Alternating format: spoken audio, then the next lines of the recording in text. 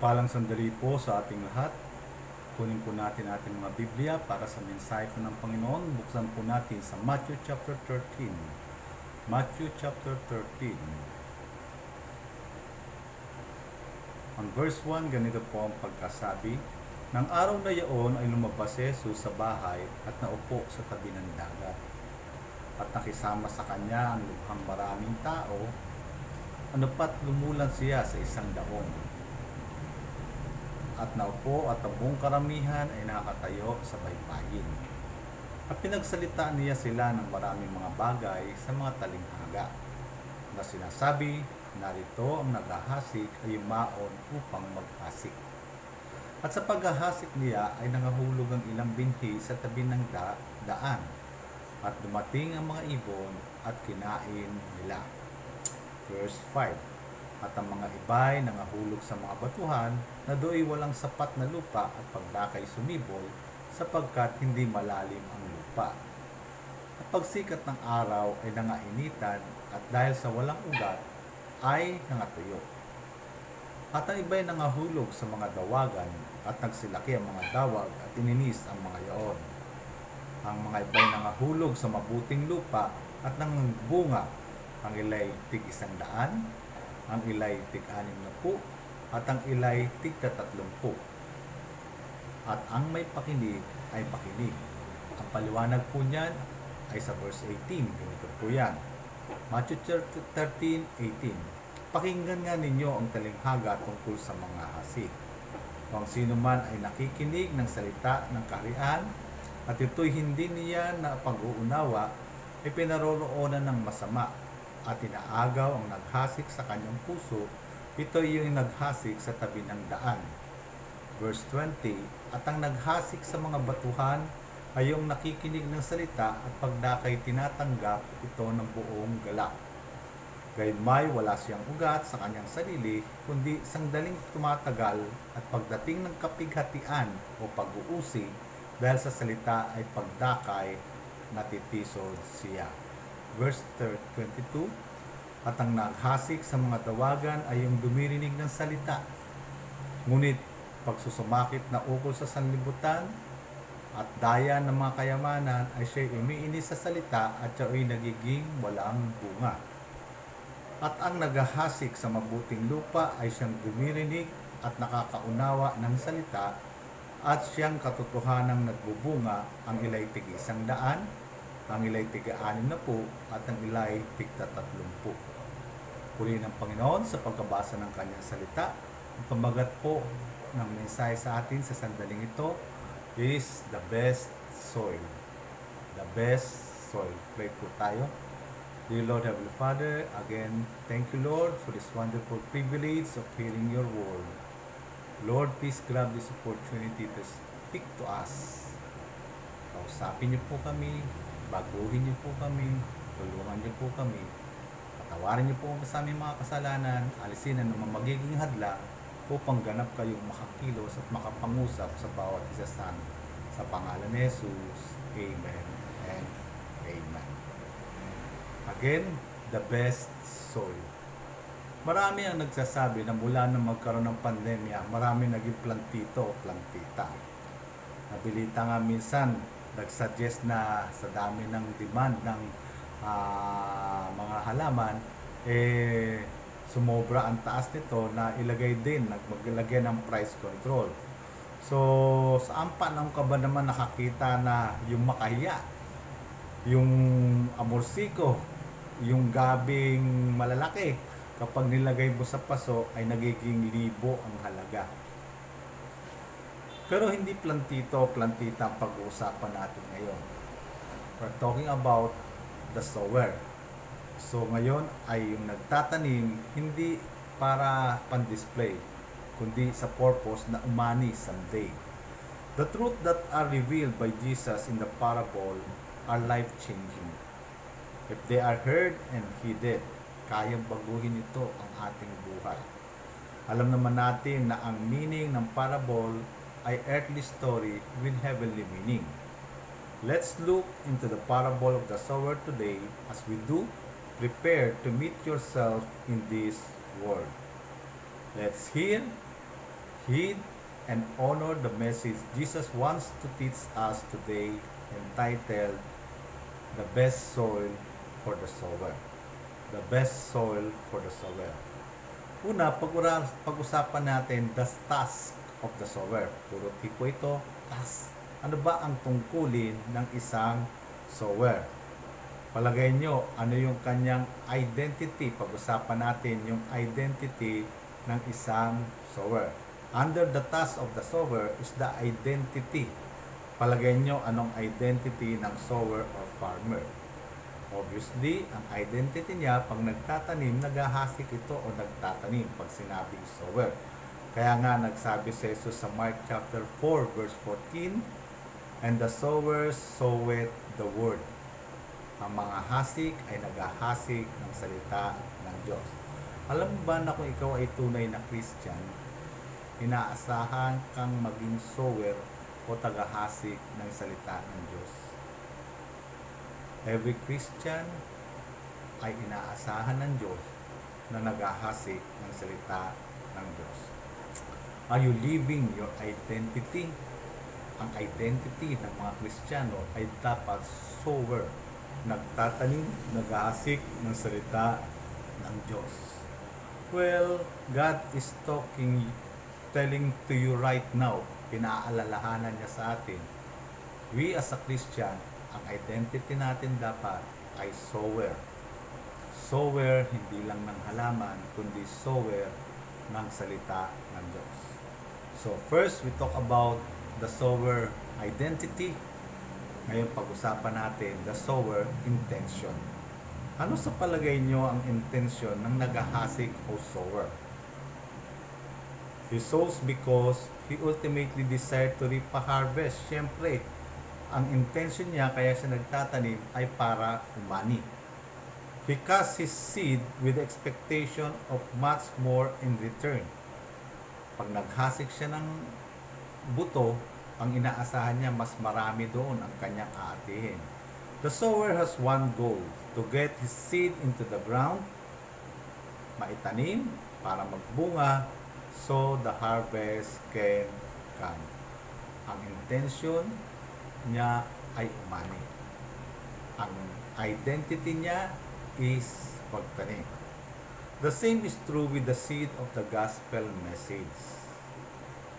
Hinahasik ang salita ng Diyos at dinidilig ng panalangin sa pag-asang ito ay matanim sa matabang lupa at magbunga sa buhay na makakaluwalhati sa Diyos. Every time we hear the Word of God, every time you hear your pastor preaching to you the Word of God, ay nagtatanim ang Diyos, nagsisikap ang Diyos, tatamnan tayo ng buto ng salita ng Diyos with the intention na magkaroon ng silbi yung salita ng Diyos, na magbunga sa atin ang salita ng Diyos. Isang katotohanan ay walang problema ang buto o na hinahasik o yung salita ng Diyos.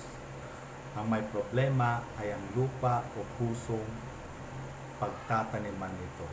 Kaya nga minsan, isang congregation, isang pastor, isang preaching, pero iba-iba ang reaksyon, iba-iba ang epekto nito sa nakikinig. Pero nakikinig ngayon na minsan nahasikan ng salita ng Diyos, at ang bunga ay ang kaligtasan. At patuloy tayong nakikinig ngayon dahil gusto nating patuloy magbunga yung salitang ating naririnig, yung salitang naitatanim sa ating puso. Para makapakinig pa, para mahasikan pa ng salita ng Diyos, upang magbunga pa ng mas marami.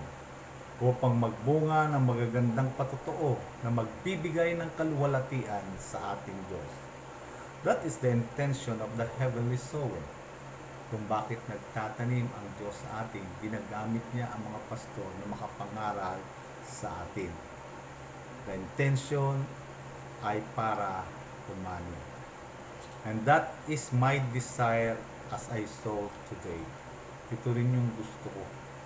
Na yung salita ng Diyos na naririnig natin ay hindi nasasayang, kundi nagbubunga, kundi bumabago ng ating buhay. Sana pakinabangan mo ang binhing itinatanim sa iyong puso as you listen God's Word. Sana maranasan mo ang magandang bunga nito kapag sinunod mo.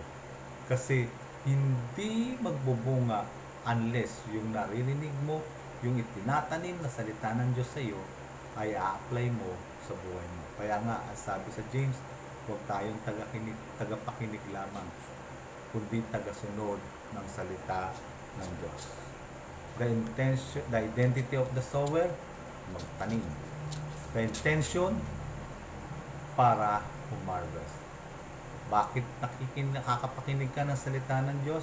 Effort ng Diyos yun na magtanim ng salita ng Diyos sa iyo, hindi lamang maragdagan ang iyong nalalaman, kundi nais ng Diyos na pakinabangan mo at magbunga sa buhay mo ang salita ng Diyos. We talk about the sower identity, magtanim, the sower intention, mag-harvest. Now let's talk about the sower investment.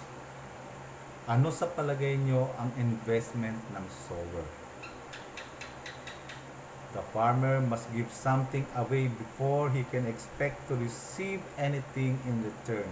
Bago siya umani, meron siyang kailangang i-invest, itanim. Kumbaga sa palayan, kahit kailangan na ng pamilya niya, kahit kailangan na nilang kainin, hindi niya gagawing bigas. Bakit?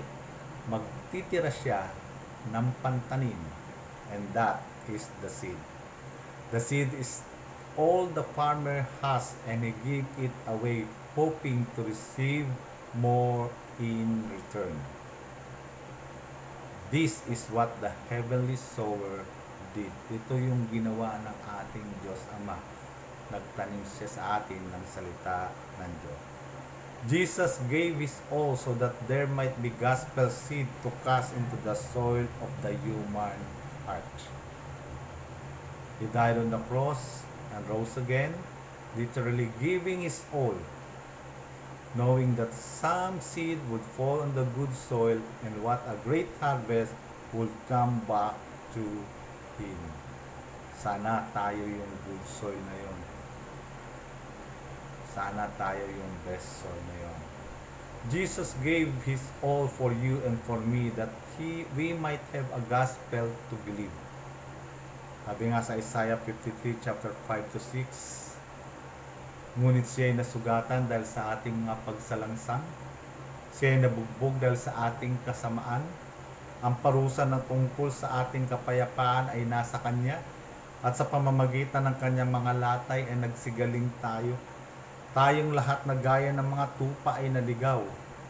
Tayo ay tumungo bawat isa sa kanyang sariling daan, at pinasan sa Kanya ng Panginoon ang kasamaan nating lahat. All those things ginawa ng ating Panginoong Hesus para merong mabuting balitang itinatanim sa mga tao at magtamo at magbunga ng kaligtasan. Kaya nga sabi niya sa Romans 7:4, kayo din naman mga kapatid ko, kayo'y nangamatay rin sa kautusan sa pamamagitan ng katawan ni Kristo, upang kayo'y makisama sa iba sa makatuwid bagay doon sa nabuhay na maguli. And take note, upang tayo'y magsipagbunga sa Diyos. Kumusta ba ang mga sermon ng mga magulang sa kanyang mga anak? Nagbubunga ba? Sermon, yung paalala, yung pagalit ng ating magulang was not intended for us to hurt us, kung para saktan tayo at magdamdam tayo. Ang dapat outcome o bunga ng mga sermon ng mga magulang ay mas nagiging mabuting anak ang mga anak. Kumusta ang sermon ng sower ng Diyos, ang inyong pastor? Alam niyo po ba, ang sower ng Diyos ay ang inyong pastor? Nagbubunga na ba sa inyo? Kumusta ang bunga ng mga salita ng Diyos na nahasik sa inyo? The message we preach at this church is a message about free gift of salvation through Jesus Christ. However, kahit libre ang kaligtasan, it certainly was not cheap, hindi mumurahin. Kasi para maligtas tayo, ang daming suffering ang dinanas ng ating Panginoong Hesus. Amen po ba? He gave all that He had to give as a soul-saving, life-changing gospel to preach and believe. Hindi lang dapat nating panampalatayanan ang Ebanghelyo. Dapat ipinipreach, ipinapangaral, itinuturo, itinatanim para magbunga. Bawat sermong naririnig mo ay lubhang napakalaga upang magkaroon ka ng successful life. Naisip mo ba yun? Itinatanim ng Diyos ang kanyang salita para magkaroon ka ng successful life. Hindi lang successful life, sufficient life. Kasi ang great provider ay ang Diyos. Kaya kung susunod tayo sa Kanya, hindi lang tayo magiging successful, magiging sufficient pa tayo, pero ang pinakagusto kong mangyari sa bawat isa sa atin is the significant life. And it will happen only kung yung bawat preaching, bawat salita ng Diyos na itinatanim sa atin ay magbubunga sa buhay ng bawat isa sa atin. Again, we talk about the task of the sower. Under the task of the sower, we talk about the identity of the sower. Siya ay naghahasik. The intention of the sower, dapat umani. At yung tinatawag na hindi lang the identity, the intention, kundi investment. Ang investment ng sower ay yung butong kanyang itinanim. Now let's talk about not only the task of the sower, let's talk about the treasure of the seed. Alam niyo bang napakahalaga ng butong ito sa isang magsasaka at sa ating Panginoon? Napakahalaga ng butong ito, which is yung kanyang salita. Ganito inilarawan ng Salmo ang salita ng Diyos. In Psalms chapter 90 verse 10 says, mga pinipitang higit kaysa ginto. Oo, higit ka sa maraming dalisay na ginto, lalong mainam kaysa pulot at sa pulot pukyutan. Sabi nga sa awitin, more to be desired are they than gold, yea than much fine gold, sweeter also than honey and the honeycomb. Ang salita ng Diyos ay isang kayamanan sa bawat isa sa atin. 2,000 years ago, Jesus walked into this world with a treasure. At ang treasure na yun ay ang salita ng Diyos, the gospel. He came to give men the gospel of grace. Nang ihasik niya ang buto, ang salita ng Diyos, batid niyang magbubunga ito sa may mabuting lupa at puso. Yes, may mga lupang hindi magbubunga, but believe me, marami sa atin kaya naligtas ay mabuting lupa. Notice the treasure of the seed. Bakit ito tinawag na treasure? Letter A, it holds great power. Bakit great power? Dahil it gives life o buhay. Before the seed falls on the soil empty of life. Walang buhay sa lupa. But when the seed falls on the good soil and develops, it always brings life to something that before was a dead. Alam niyo po ba, ang buto kailangan mo munang mamatay para mabuhay, para maging isang halaman. So it is with the gospel of grace. Kailangan mamatay ang Panginoon sa atin upang tayo ay mabuhay. It brings life to the dead hearts of those lost in their sins. Alam niyo po ba, nung hindi pa natin tinatanggap ang Panginoon at kung meron sa ating hindi pa tumatanggap sa Panginoon at nagtatama ng kaligtasan, tayo po ay patay espiritual. May 4 na klase ng tao. Patay na patay. Yung nasa sementeryo, namatay physically at hindi siya ligtas, patay din spiritually. Meron mang buhay na patay. Nasa sementeryo, patay ang physical pero tinanggap niya ang Panginoon, ligtas siya, buhay siya spiritual. Meron patay na buhay. Kagaya natin, buhay tayo physically. Kung meron nakikinig na hindi paligtas, siya ay patay spiritually, buhay physically. Ang maganda buhay na buhay. Kagaya ng marami sa atin, buhay physically, tinanggap ang Panginoon, buhay din spiritually. Still, this is what makes the gospel such a great treasure. It produces life in a place that was formerly dead. Mula sa patay ay nagkaroon ng buhay. Pangalawa, bakit ito treasure? Hindi lang it holds great power, nagbibigay ng buhay. It holds great promise. Ano yung promise? More. Hindi lang life, more, mas madami. Every seed that was sown by the sower had the potential to produce much more seed. Yung isang buto, mas maraming ibubungang seed. Do you know that one little seed had the potential to multiply itself 3,000% or even 6,000% or even 10,000%? Ganon pwedeng dumoble ang isang buto kapag itinanim. So this is a treasure. Kasi hindi lang nagbibigay ng buhay, kaya niyang mag-multiply. Alam po yan ng mga magsasaka. Sow one kalabasa seed and it will produce a plant that yields several fully grown kalabasa. Excuse me po. At sa bawat kalabasa ay mayroong ilang mga buto na nagsimula lang sa isang butong itinanim. Each containing dozens, if not hundreds of new seeds. Tanim ka ng isang butil ng mais and watch it. Magbubunga ng ilang mais na napakaraming buto. Seed always holds the promise of more. Mas marami pong ibinubunga. Parang seed ng gospel of grace. Kapag naitanim sa matabang lupa, magbubunga ng napakaraming kaluluwa. Alala ko po ang inyong lingkod. 13 churches. Out of the 13 churches, may naging bunga na nagbunga ng maraming kaluluwa. Minsan, meron tayong sinasamahan natin any na possibility na ma-share ang gospel. Nagkaroon tayo ng mga parenting seminar at libo-libong mga magulang ang tumanggap sa Panginoon.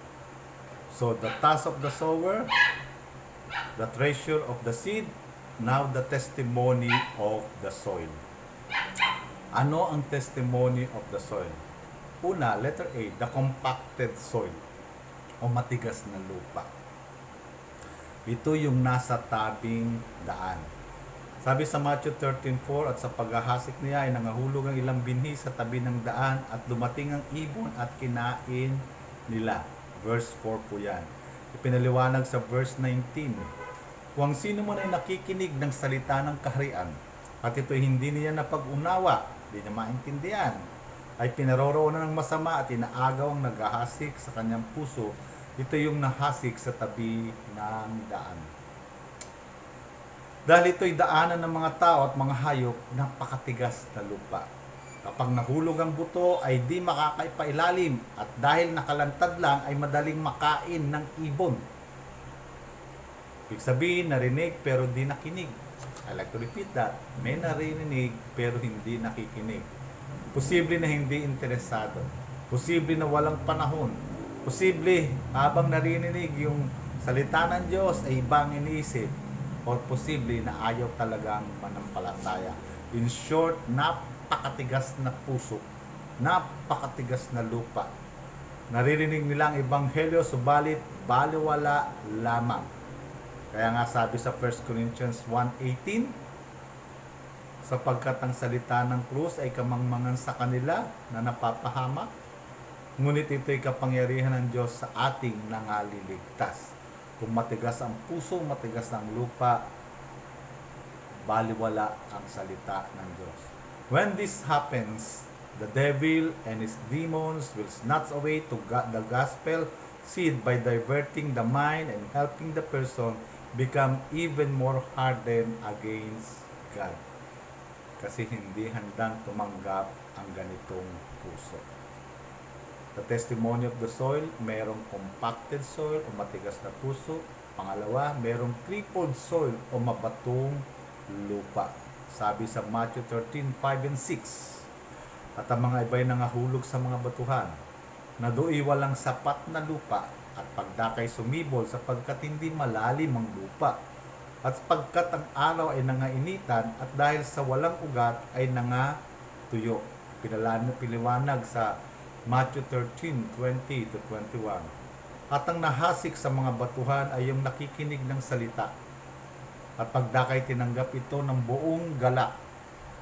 Gayunmay wala siyang ugat sa kanyang sarili, kundi sandaling tumatagal at pagdating ng kapigatian o pag-uusig. Take note, dahil sa kapagitan at pag-uusig, dahil sa salita ay pagdakay natitisod siya. These stony places are common in Palestine.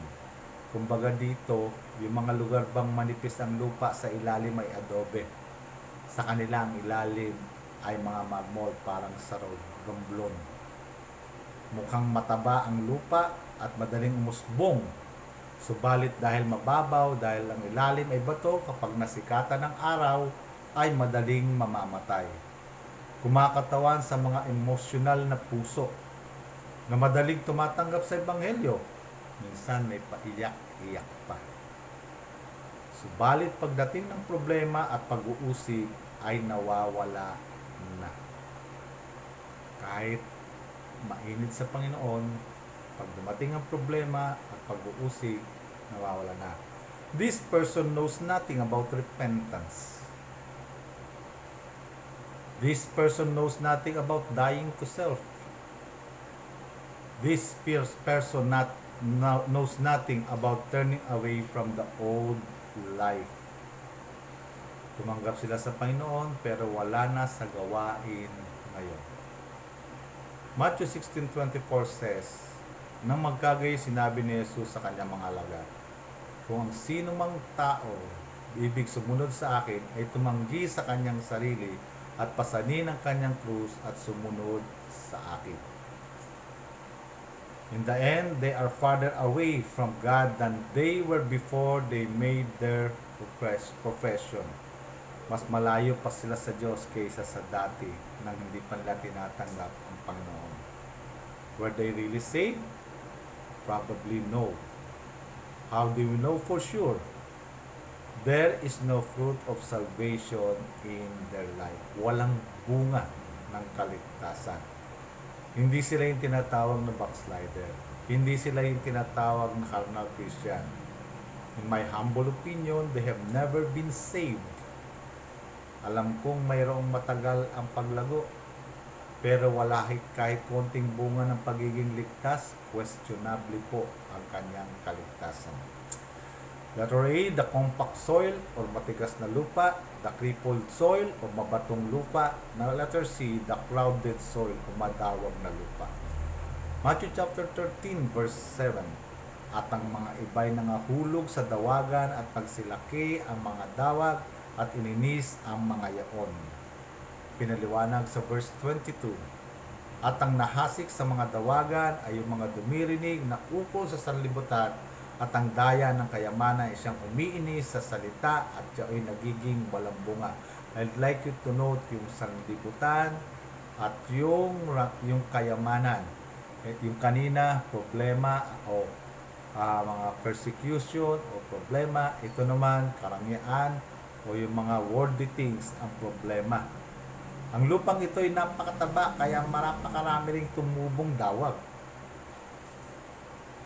When the seed falls here, it also springs to life quickly and gives every indication that the good harvest will follow.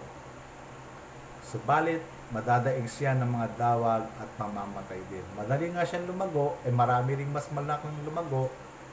Ito yung mga taong gusto ang pakinabang ng Ebanghelyo, pero nabubuhay pa rin sa lumang pagkatao ng kasalanan. Sa tukso ng kamunduhan at karangyaan ay ayaw kumiwalay. The seed of the gospel cannot survive to produce fruit in a heart filled with other things. Hindi pwedeng magbunga ang salita ng Diyos doon sa pusong puno na ng iba pang bagay. Yung bang puno ka na ng kaabalahan ng mundong ito, The seed will have the ground, or sin will have the ground, but it cannot be shared. It's either ang tutubo, yung kasalanan, o yung butong ng salita ng Diyos. Meron ngang kasabihan, ang salita ng Diyos ang mag-aalis sa iyo sa kasalanan, o ang kasalanan ang maglalayo sa iyo sa salita ng Diyos. The question is, alin ka sa dalawa? Were they really saved? No. How do we know for sure? There is no fruit of salvation in their life. Walang bunga. Kasi sabi, sa bunga mo, by their fruit, you will know them. Sa bunga mo sila makikilala. And besides, sabi sa 2 Corinthians 5:17, kaya't kung ang sino man ay naka-Kristo, siya'y bagong nilalang. Ang mga dating bagay, nagsilipas na, narito sila'y pawang naging bago. Friend, if you have made a profession and there has no been change in your life, then you need to repent and call on Christ for salvation. Kung noon, nag-pray ka, nag-profess ka, na tinanggap mo Panginoon pero walang pagbabago, baka hindi ka paligtas, tutuhanan mong tanggapin ng Panginoon. The testimony of the soil, merong tinatawag na compacted soil o matigas na lupa, the crippled soil o mabatong lupa, the crowded soil o madawag na lupa, and last but not the least, the choice soil o yung mabuting lupa. Matthew chapter 13 verse 8 says, at ang mga iba'y nangahulog sa mabuting lupa at nangagbunga, ang ila'y tig 100, ang ila'y tig 60, at ang ila'y tig 30. Padiliwanag yan sa verse 23, at ang nahasik sa mabuting lupa ay siyang dumirinig at nakakaunawa ng salita na siyang katotohanang nagbubunga. Ang ila'y tig 100, ang ila'y tig 60, at ila'y tig 30. Finally, some seed fell onto good ground. Nakita rin yung best ground among the four.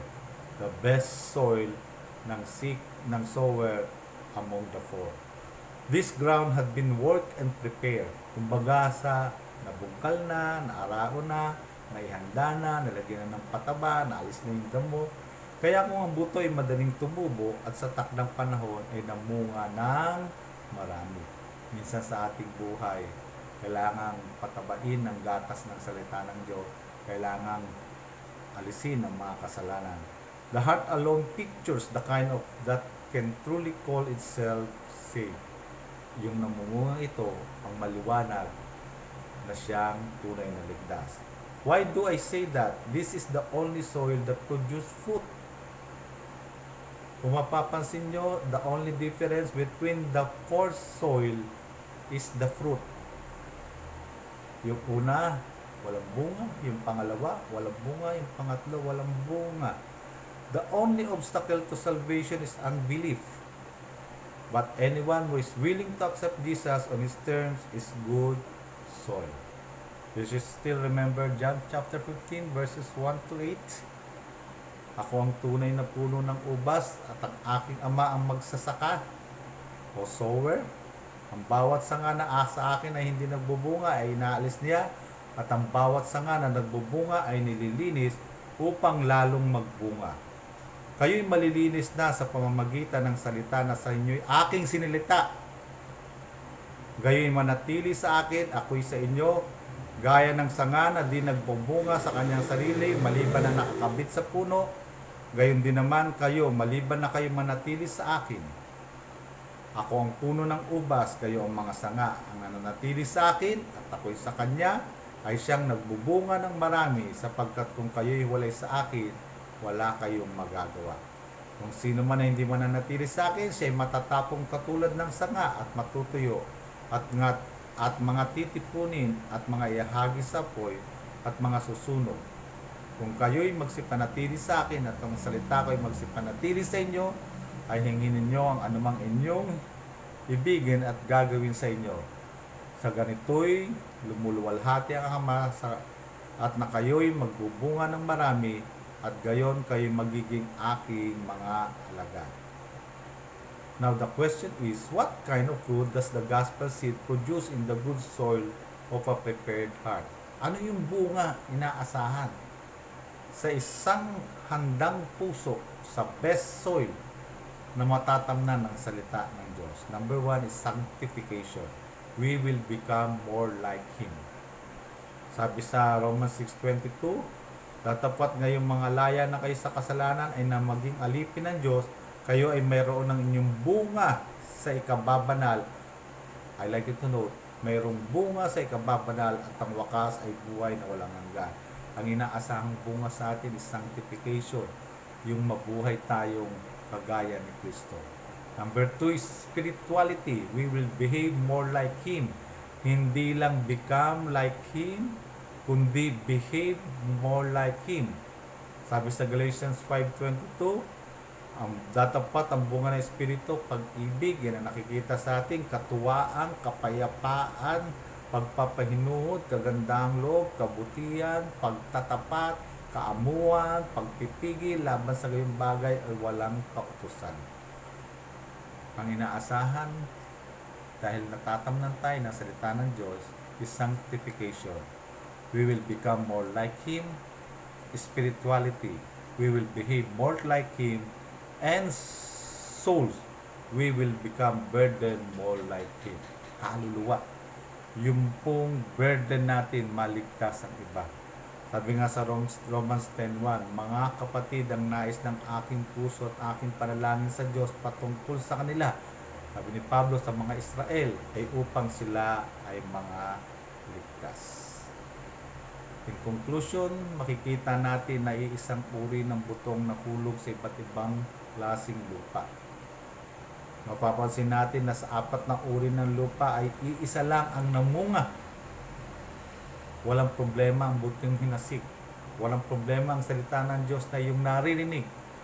Kung hahayaan natin itong makapagbunga, tayo rin ang makikinabang. Among the four soil, merong isang best soil. At yun ay yung namunga ng marami. Hihilingin at nanaisin mo bang maging best soil na namumunga? According to Jesus, the seed is the word of God, and the soil is your heart. If you were to be honest today, which of these four soils of your heart? Yung isa, yung nasa tabing daan, sabi ganon, matigas na lupa. Wala siyang pakialam sa salita ng Diyos. Walang bunga. Yung pangalawa, sa tabi ng daan, matigas yung lupa, tumubo. Excited na tinanggap ng salita ng Diyos. Kaya lang, dahil sa problema at persecution, nanghihina ang pananampalataya. Yung pangatlo, mataba rin. Dahil sa matabang lupa, kailan may mga kasabay, karangyaan at kaimunduhan na hindi niya kayang iwanan. Sana tayo yung best soil, fit for the seed or the word of God. Yung pang-apat.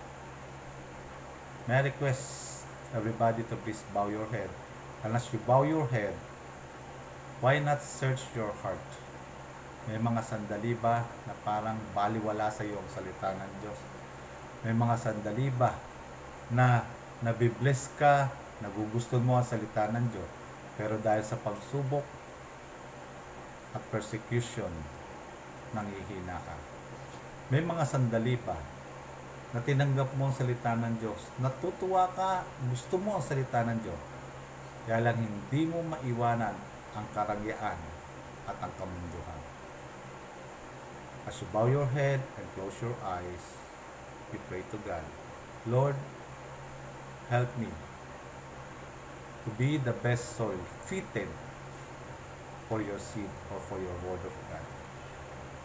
Tulungan niyo po na hindi lang ako nakakapakinig ng salita ng Diyos. Tulungan niyo po na nagbubunga ang naririnig kong salita ng Diyos sa aking buhay. Now you pray to God. Come on, you pray to God. Pray to God. Pray to God. Pray to God. Then I will pray for you. Dear Lord, Heavenly Father, thank you, Lord, for your word, reminding us, O Lord, baka may mga sandali na para kaming lupa na nahulog sa daan, hindi na namin masyadong pinapahalagahan at iniintindi at sinusunod ang inyong salita. O minsan naman dahil sa pagsubok at persecution, nanghihina ang aming pananampalataya. Or probably, mayroong kamunduhan o karangyaan na humahadlang sa aming pagsunod sa inyo. Lord, sabi niyo po, ang aming pong identity sa sower. Patawad po kung di namin na isi-share ang salita ng Diyos. Ang aming intention ay to harvest. Patawad po kung di nagbubunga ang inyong salita sa bawat isa sa amin. And thank you, Lord, for your word that we need to invest. Meron kami mga bagay na dapat ibigay para sa inyo at para sa ibang tao. Thank you, Lord, for your message. Help us, O Lord, na maging good soil or best soil for your word. In Jesus' name, this we pray. Amen and amen.